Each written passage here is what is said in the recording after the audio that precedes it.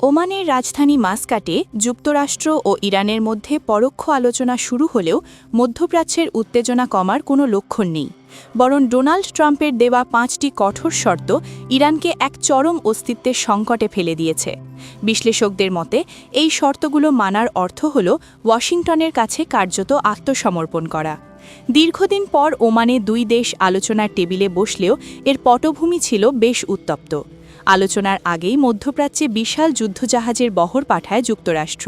বিশেষজ্ঞরা মনে করছেন, আলোচনার টেবিলে ইরানকে চাপে রাখতেই এই সামরিক শক্তি প্রদর্শন করা হয়েছে। ১. ইউরেনিয়াম অপসারণ। ইরানের কাছে থাকা প্রায় ৪০০ কেজি সমৃদ্ধ ইউরেনিয়াম অনতিবিলম্বে দেশ থেকে সরিয়ে নিতে হবে। ২. পারমাণবিক অবকাঠামো ধ্বংস।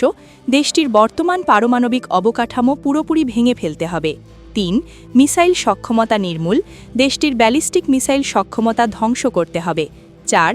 ভবিষ্যৎ কর্মসূচি বন্ধ। ভবিষ্যতে আর কোনো ধরনের মিসাইল উৎপাদন বা গবেষণা চালানো যাবে না। ৫. আঞ্চলিক প্রভাব রোধ। সিরিয়া, ইয়েমেন, ইরাক ও লেবাননের সশস্ত্র গোষ্ঠীগুলোর প্রতি সব ধরনের সমর্থন ও সহযোগিতা বন্ধ করতে হবে। আন্তর্জাতিক বিশ্লেষকদের মতে সবচেয়ে বিতর্কিত শর্তটি হল ব্যালিস্টিক মিসাইল ধ্বংস করা। কারণ ইসরায়েল ও যুক্তরাষ্ট্রের অত্যাধুনিক বিমান বাহিনীর বিপরীতে ইরান মূলত তাদের এই মিসাইল শক্তির ওপরই নির্ভরশীল।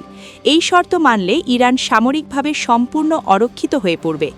অনেকের মতে ট্রাম্পের এই শর্তগুলো এমনভাবে সাজানো হয়েছে যাতে ইরান তা প্রত্যাখ্যান করতে বাধ্য হয়, আর এই প্রত্যাখ্যানই হতে পারে ইরানের বিরুদ্ধে বড় ধরনের সামরিক পদক্ষেপ নেওয়ার অজুহাত। ইরান যদি এই শর্তগুলো না মানে, তবে মধ্যপ্রাচ্যে নতুন করে যুদ্ধ ছড়িয়ে পড়ার আশঙ্কা রয়েছে, যার প্রভাব পড়বে বিশ্ব তেল বাজার এবং সামগ্রিক ভূ রাজনীতিতে। এখন দেখার বিষয়, তেহরান এই চাপের কূটনীতির জবাবে কী পদক্ষেপ নেয়। শান্তি নাকি সংঘাত, সবই এখন নির্ভর করছে ইরানের চূড়ান্ত সিদ্ধান্তের উপর।